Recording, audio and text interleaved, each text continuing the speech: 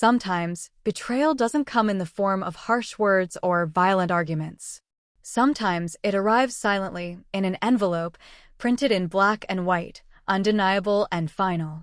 He never shouted, never demanded answers.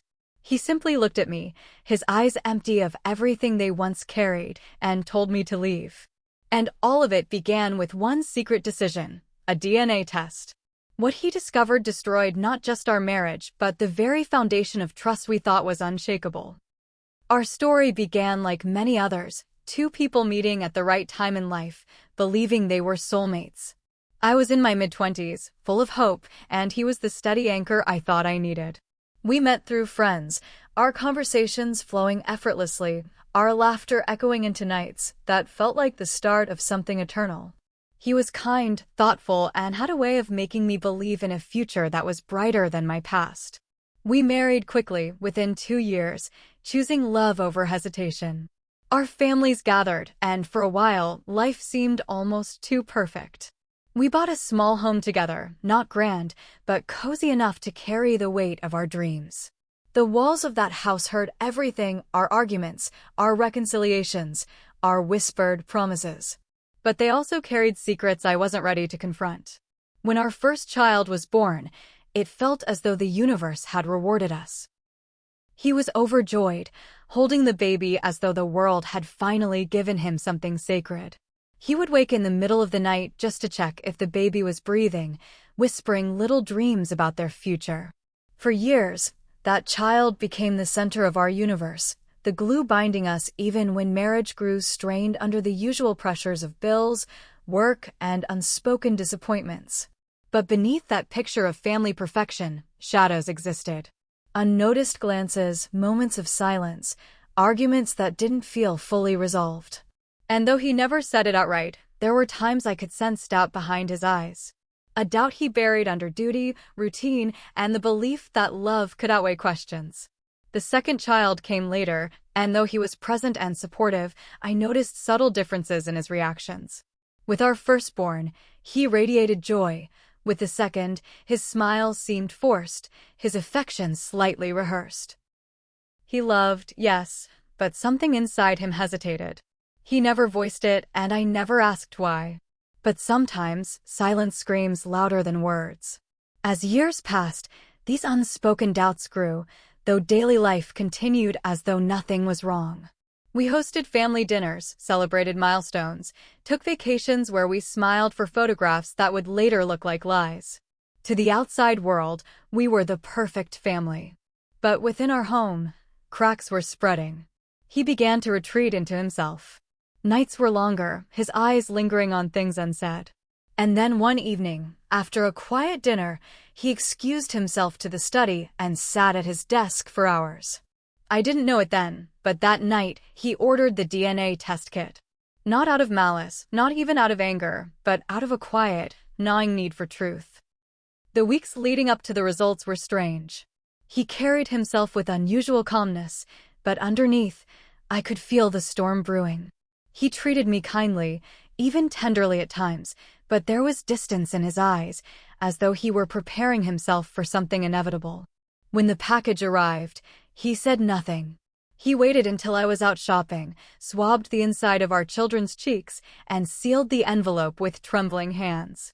He did not tell me, did not warn me, because this wasn't a conversation he wanted to have until the truth was undeniable.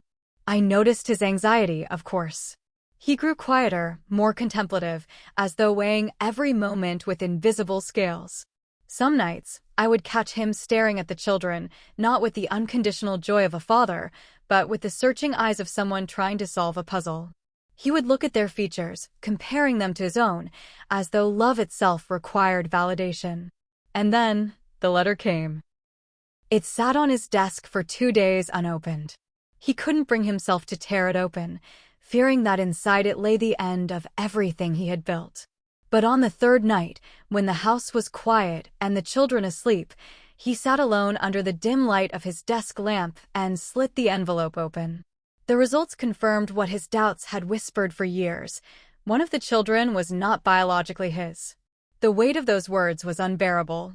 It wasn't just betrayal. It was identity, trust, fatherhood, all shattered in an instant. He read the page over and over, as though the letters might rearrange themselves, as though science could be wrong. But truth does not bend.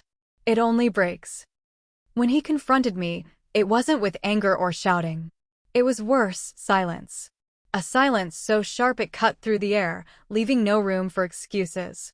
He held the paper in his hand, not waving it, not accusing, but simply placing it on the table between us. I tried to speak, but his eyes stopped me. They were not eyes of fury, but of finality. Everything we had shared, every memory, every promise, it all dissolved in that moment.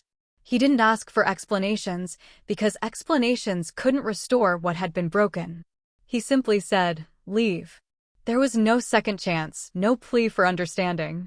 Just a single word that carried the weight of betrayal too deep to repair. And I left, carrying not only my belongings, but the unbearable truth of what I had done. For him, the betrayal was not only about me. It was about the years he had poured into raising a child he believed was his, the love he had given freely, the identity he had built as a father. To know that part of it was built on a lie was a cruelty no words could soften. The silence of his decision was louder than any argument. It was the silence of a man who had chosen truth over illusion, integrity over compromise. And in that silence, everything ended. In the days that followed, life became a blur of absence. He kept the children, fighting for custody with the quiet strength of someone who knew betrayal could not define his ability to be a parent. I drifted into isolation, haunted by the echo of that single word, "leave." Betrayal is not always violent. Sometimes it is the quiet collapse of trust, the invisible unraveling of bonds that seemed eternal. And in those moments, there are no second chances, no comforting cliches about forgiveness. There is only the harsh truth: some betrayals cannot be undone. For him, the DNA test was not just proof of my deceit, it was liberation. Liberation from lies, from doubt, from a life built on foundations that could no longer stand. And for me, it was a reminder that every choice, every secret, leaves a mark that cannot be erased. Perhaps the cruelest part of betrayal is not the act itself, but the silence it leaves behind. A silence that asks questions you can never answer, that lingers in every room, every memory, every heartbeat.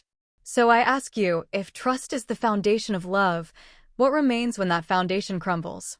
Can a family survive truth, or is it the lie that kept it whole? Sometimes, the truth sets you free. And sometimes, it destroys everything you thought you knew.